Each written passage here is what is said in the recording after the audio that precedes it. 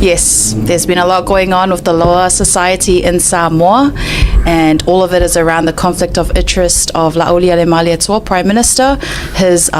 ministerial profiles that he's under. So this article, published by Talamua Media, written by Langi Kirisoma, Court again postpones hearing of submissions due to prosecution delay. The case against Prime Minister Laʻaulia Le Malietoa and 5 others has been delayed again after the prosecution failed to file all its final submissions. The District Court was meant to hear those this week, but only 4 out of 6 were submitted. Judge Sa'anga has now pushed the hearing to late November. A big issue has been witness credibility and changing statements, and there is delays in filing required documents or submissions. Yeah, on vanga tonu le sa ta fia fo I le atu le mtanga fa tai le uto e ole tulanga I le case la le wako so lava a fatamala mai o mtanga leo ma prosecutor prosecutor leo ele le tape na ina uma ya o submissions po final submissions mori o ye ka mai o makwa le ai ma se mangi mea whanga kusinga submissions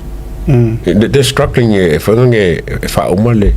ia wa le ngal wha wa le fikero wa aso renke nge masinga ai me ngal wha longo o makwa fiu e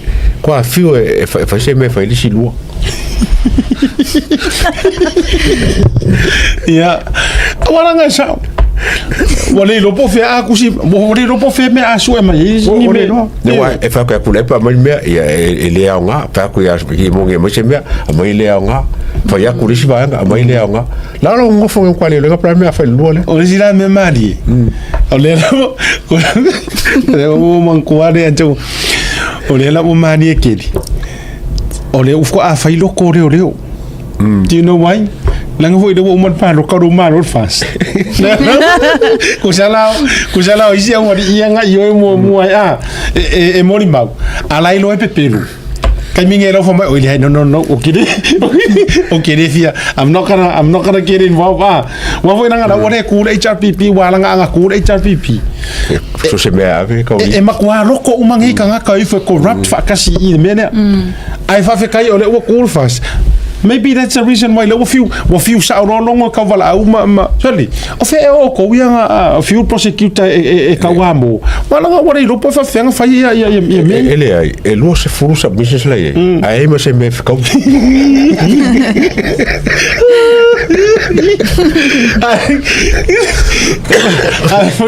usa ro fa ia ko fa ani fo fa makanango submission so de fa prosecutor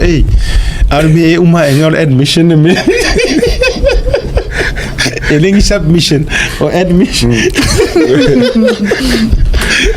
Yeah, I just think, with the amount of witness credibility and the changing of statements, the Law Society is more worried about Laʻaulia Malietoa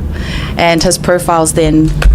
this corruption. It shows where their bias lays, and it's so obvious they're exposing themselves, which is sad, but it's the truth, so we just have to accept it. Lor mele au taman toi foi do ko mankuang ke lor me wala nga langa sari fa pe pulotu sari fa pe puloku ai po Matalasi anga polo le anga lo le le ki no ne mo ko mankuang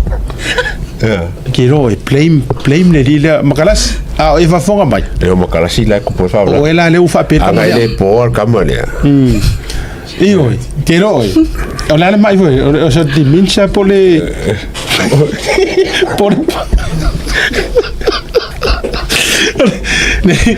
ero che ku ia la makara lei la sa fe lu le dire che ku pole me lenga diki di ai vole la bango fko ka singi onela ai pe I nga umalonga nga umalonga po Matalasi kam le la o pe o ka aumento I maleri le manga me o fa ai lo ko suyer I en po Matalasi